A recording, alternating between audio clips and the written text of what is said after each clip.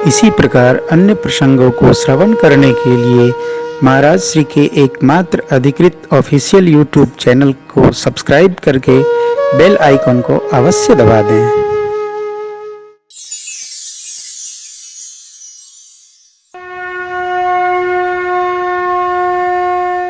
नारद मोह का प्रसंग भगवान की जन्म लीला का एक भाव प्रसंग है।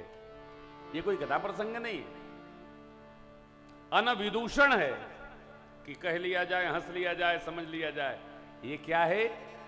भगवान ये कह रहे हैं इस प्रसंग से कि जिसको मैंने जो आज्ञा दी है वो वही करे।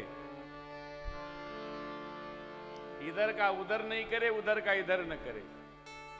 प्रभु आयस जेहि कह जस अहई, सो तेहि भांति रहे तब सुख लहई।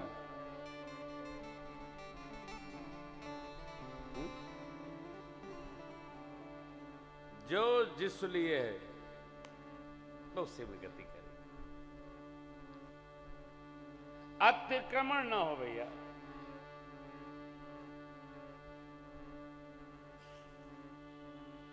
आप निश्चित मानिए जो जिस लिए आया है वो उस लिए मगन रहे। बहुत प्रयोग धर्मी न हुई है, कम से कम 50 के बाद तो नहीं हुई है।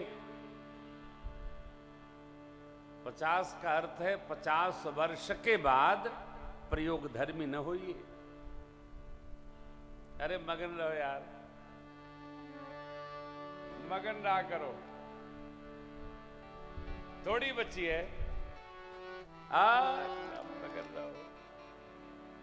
वाह वाह रे मौज फकीरा दी, मगन रहा करो। अब आप बताइए, 70 साल की अवस्था में कोई ब्याह का विचार करेगा? राजनेता को छोड़ दीजिए,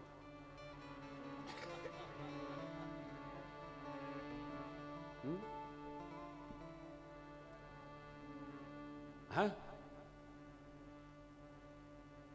कोई सदगृहस्थ 70 वर्ष की उम्र में, अरे भजन का समय, एक पैर कब्र की ओर है, भजन का समय है कि जगत के व्यवहार का समय है? अरे राम राम। नारद जी को भले ही माया ने पकड़ा, लेकिन विचार आना चाहिए ना।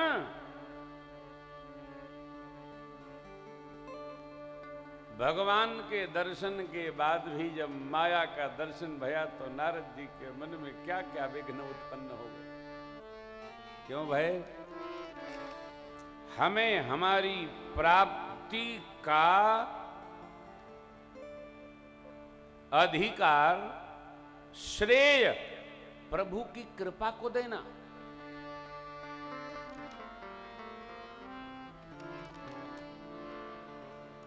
बुरा न मानिएगा, इधर मैं जहां जाता हूं 2-3 हजार लोग तो हर जगह मिलते ही हैं। मुंबई में भी मिलते हैं, कलकत्ता में भी प्रतिवर्ष हम आते थे। इधर 2-3 वर्षों से रुका हूं, जब भैया बुलाते थे। तो अब जहां भी जाता हूं 2-3 हजार लोग मिलते हैं। तो मेरे को नहीं मिलते हैं। स्कंद पुराण में एक तपयुग 12 साल का है।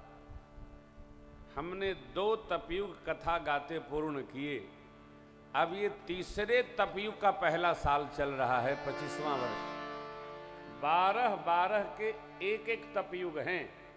तो ये जो 24 वर्ष पूरे हुए राम कथा गाते, उसका परिणाम है कि राघव जी अपनी कथा सुनाने के लिए श्रोता लोगों को बुला लेते हैं।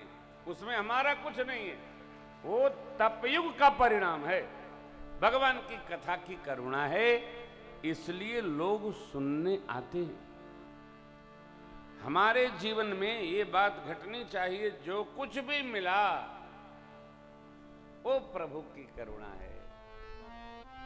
जिसका जिसका तप बढ़ेगा उसको प्राप्त होगा।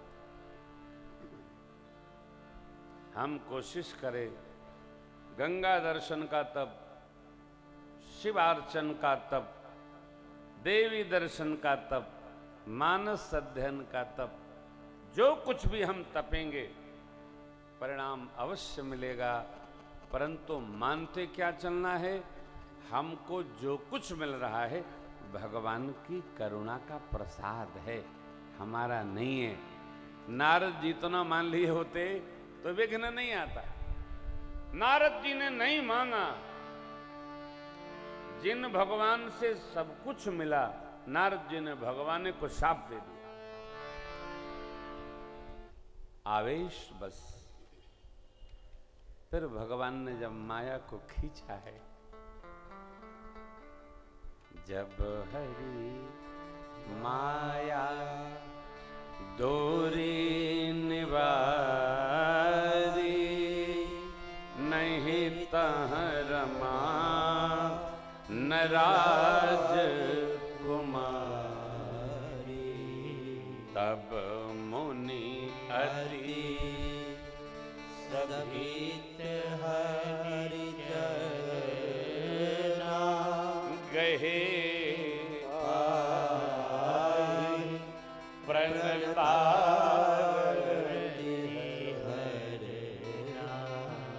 मृषा हो मम शाप कृपाला, मम इच्छा कह दीन दया मृषा।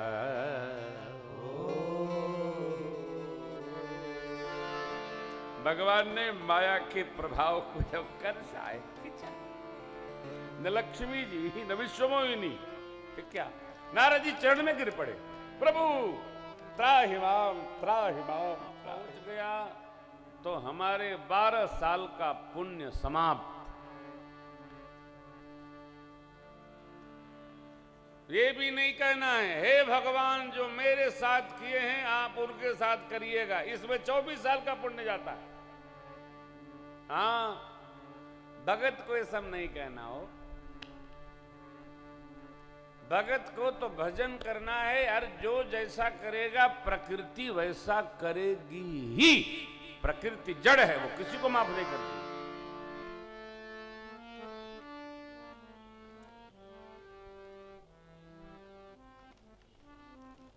मान रहना, मेरे साथ किए हैं, भगत का स्वभाव नहीं है। विभीषण जी सुंदरकांड, तुम पीतु सैरीस भले मोह मारा, राम भजे नाथ तुम्हारा, उमा संत यही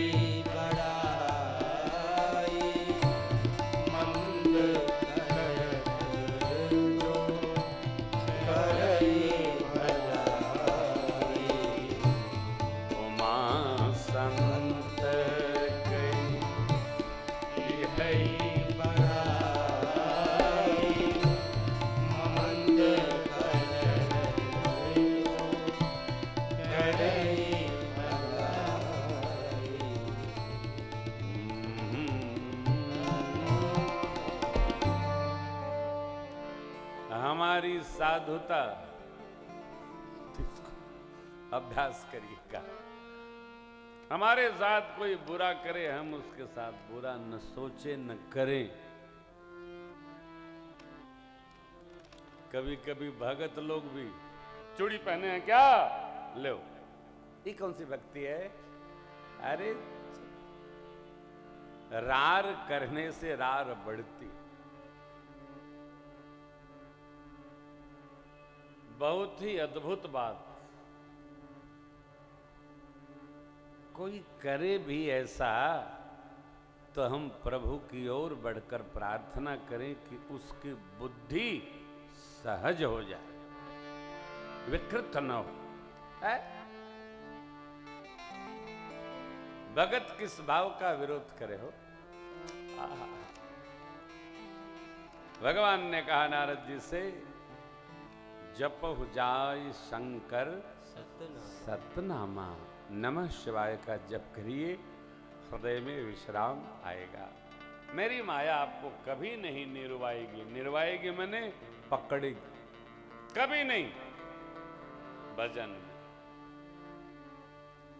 भजन छोड़कर प्राप्ति का अहम आया तो हमारी गति भी नारद जी जैसी हो जाएगी। सबसे अधिक कान को बचाना चाहिए। अरे महाराज आपकी क्या। अच्छा, ये आत्म प्रशंसा सुनने का अभ्यास हो जाता है, न सुनाई पड़े ना दिन में 2-4 लोगों से तो भूख भी नहीं खुलती है। लेकिन साधक सावधान रहता है। नहीं, जय जय, क्योंकि सब तो इन्हीं का है ना। रुद्र गणों को भगवान के प्रिय नारद जी ने बरेखी के लिए शापित किया था। उन्होंने चरण पकड़ लिए कि हम सबकी सदगति कैसे होगी। नारद जी ने कहा, आपको असुर शरीर का शाप दिया, भगवान को भी कुछ ऐसे ही दे दिया, जाओ आप शरीर धारण करोगे, भगवान अवतार लेकर आपको भगवान ही मुक्त करेंगे। एक जन्म का कारण ये। चौथे जन्म में सृष्टि के आदि माता पिता शत्रुपा जी और मनु जी का प्रसंग है। मनु शत्रुपा जी ने कठोर तप किया नैमिषारण्य में। भगवान ने उनको वर दिया, आप सरिस खोजों कह जाई, नृप तव तनय होग में आई। माँ शत्रुपा जी को भी मिला, माँ तो विवेक अलौकिक तोरे, कबहु न मिटे अनुग्रह जाइए। अयोध्या के राजा रानी जब आप होंगे दशरथ कौशल्या स्वरूप में, तब हम आपके पुत्र होंगे, अंशों सहित अवतार धारण करेंगे। अंश माने अपने सहज स्वरूप। देखिए, अंश कौन है? जो हमसे है वो अंश है। हम लोग ईश्वर अंश हैं क्योंकि हम ईश्वर से हैं। अंश का अर्थ क्या है? जो हमारे लिए है, जिसका अपना कोई प्रोजेक्ट नहीं है, हमारे से है, हमारे में है, हमारा है, हमारे लिए है, वो अंश है।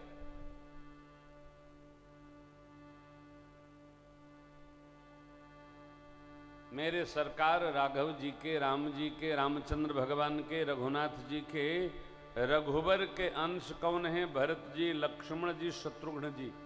ये 3 लोग न होते तो मेरे राम जी जैसा चाहते वैसा न कर पाते।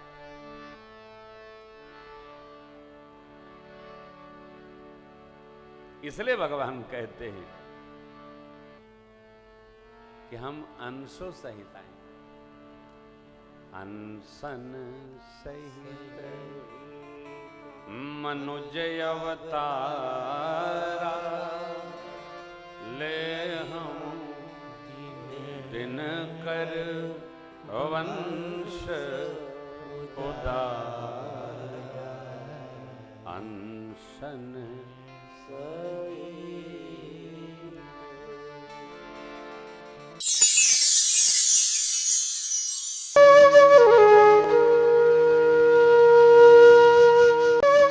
इसी प्रकार अन्य प्रसंगों को श्रवण करने के लिए महाराज श्री के एकमात्र अधिकृत ऑफिशियल यूट्यूब चैनल को सब्सक्राइब करके बेल आइकन को अवश्य दबा दें।